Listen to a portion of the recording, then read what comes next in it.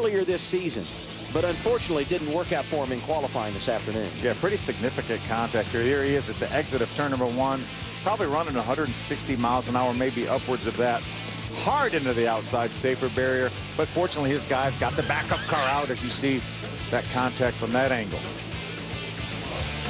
Saw Carl after at Chicago. We had to wait about an hour, but it's time now to go racing in Long Pond, Pennsylvania. 13th race of the campaign underway at Pocono for the ARCA cars.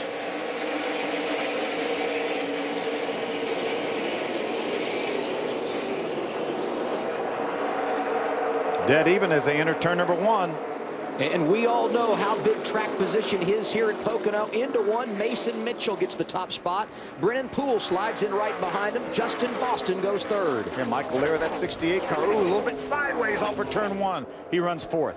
Do you change the way you run the early portion of the race, Phil, knowing that rain is in the area? I think so. I think you'd hold nothing back. Try to get to the front if you can, knowing this race could be a 26-lap race. Justin Allison jumps up to the fourth position, rather, running in that 88 car. You saw Michael Lear right behind him, and there's the team car, the 69 of Will Kimmel, inside of his Uncle Frank. That's a great battle. Yeah, Frank had a little bit of an issue off of turn number 1. Stalled his momentum just a little bit. Will's going to take advantage of that and take over that spot. So the opening lap complete here at Pocono. Mason Mitchell, Brennan Poole, Justin Boston, Justin Allison, and Michael Lear are the top 5. There's a good shot of Matt Tiff, that 52 car, Federated Auto Parts car of Kenny Schrader. Matt's doing an outstanding job this year.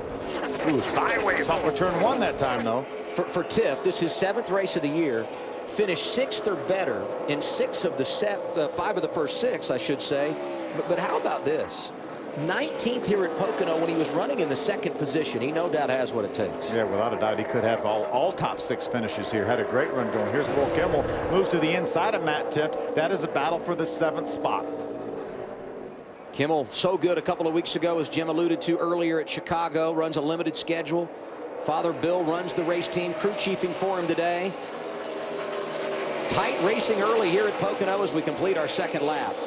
And ooh, Matt Tiff sideways, going to try to make a run underneath the 68 of Michael Lear. Got sideways.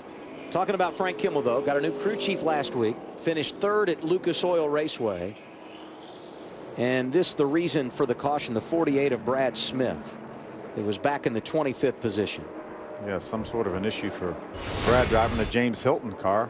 Here's Tom Birdie, the 20 car. You see Tom out of shape there. Actually, it doesn't spin, gets completely sideways and drives across right in front of the 48 car. And you can see the damage to the left rear quarter panel of the 48 of Brad Smith.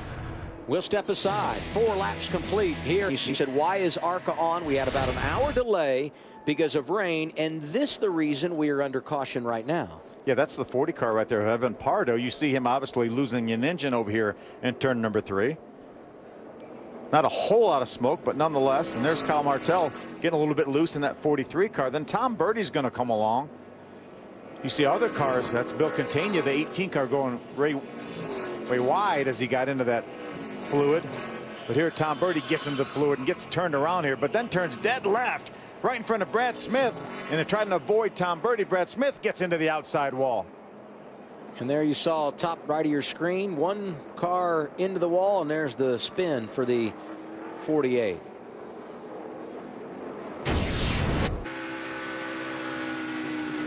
These guys feel a sense of urgency. On the road he goes. Trouble over in the corner. Grant Enfinger involved. Frank Kimmel gets a piece of the action. They came in 1st and 3rd in points, and big trouble here 13 laps in at Pocono. Matt Tiff also gets involved here. Look at all the damage to Grant Enfinger's car, as well as that 44 of Frank Kimmel. 3 cars that had a legitimate shot to win here today. Tiff, Enfinger, and of course the veteran Frank Kimmel. And for Enfinger, big damage on that 90. Yeah, that car will definitely be terminal. You see Frank is able to drive away. A lot of damage, though, to that Menards Toyota. We were riding along with Grant Enfinger, and everything seemed fine, and around he went. Only 1 finish this season outside the top 10 for Grant Enfinger. That was a 12th at Toledo. And there's the other driver involved, Matt Tiff. You see damage to the right front of that 52 car. You mentioned how good he was back here in June, racing up in the top 3 positions. Got taken out in a wreck. He and Justin Boston, the 25 car. Look at all the damage to the right side of Frank Kimmel's car. You and I had talked off the top about the opportunity to go patient, knowing there's weather in the area. How are you going to manage this race? 2 cautions early, and the second for an accident over off the corner. You see Frank Kimmel drove down in the corner. I don't think Grant Enfinger realized he was there. He squeezed Frank down. Frank got down as low as he could go. The 52 of Matt Tiff, just an innocent bystander. You see Frank down there all the way with the left sides below the yellow line, and Grant came down. And look at some of the drivers that just sneaked through, avoiding the accident. This is a view we had initially. We're right along here with, see how low he is, and Frank was down there below him. I don't think Grant realized that Frank Kimmel had driven to the outside. We talk about being patient. These guys felt like it's time to go here. This race could only go to about 25 or 26 laps. And one of the drivers that got through all that, the 69 of Will Kimmel, who is 8th, despite the fact he's already made his pit stop, Phil. That's big. Yeah, and these caution laps are just going to help that fuel mileage situation. So I believe that the guys that pitted under that most recent caution are good to go to the very many times to having a shot at win. This may be their best one tonight. You see his dad Bill on the left. But it's kind of funny, each and every week when I come in the garage, I start writing down what each team have brought for a chassis. Well, the car that Will Kimmel has is chassis number 320. It came from the Robert Yates Racing stable.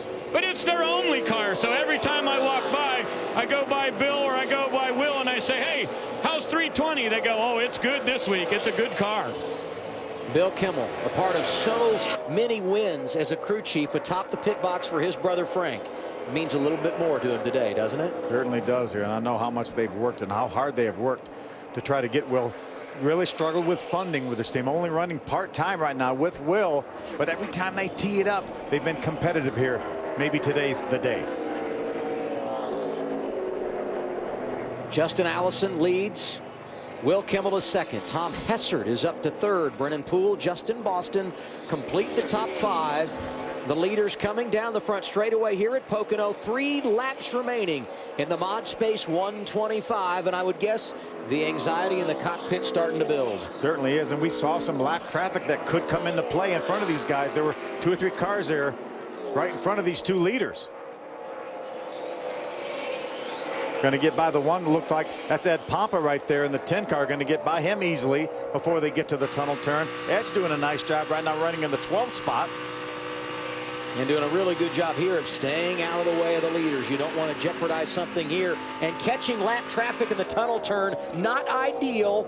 They split the lap machine there. Justin Allison maintaining the top spot, but I think Kimmel gained on him. Give the advantage to Will Kimmel.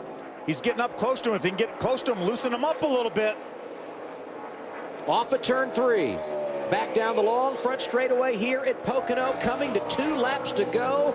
The nerve starting to show on the face of Bill Kimmel. His kid looking for his first win, running 2nd right now to Justin Allison.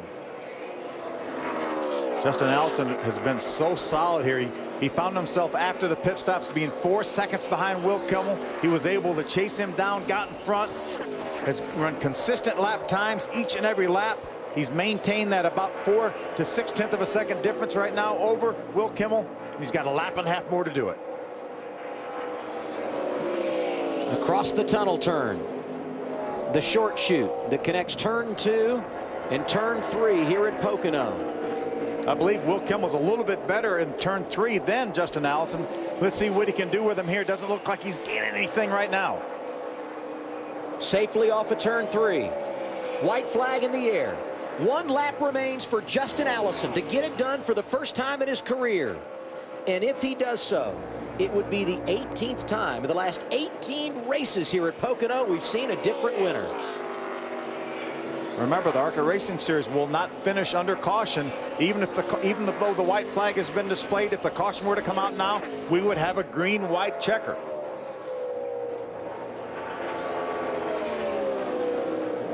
You see the advantage for Justin Allison. Across the tunnel turn. And over to turn 3. Reality perhaps starting to set in for Bill Kimmel. Think about the big names that have won here in ARCA. Ryan Newman, Casey Mears, Joey Logano, Ty Dillon, Chase Elliott, Kyle Larson, all have taken the checkered flag in an ARCA race at Pocono. You can add an Allison to that list. Today, Justin going to get it done. For the first time in his career, Justin Allison, a winner at Pocono. What a happy crew down there. And I know there's a happy grandfather somewhere. That's car owner Howard Bixton standing on the wall. Bixman. Davey Allison in his career won 8 times.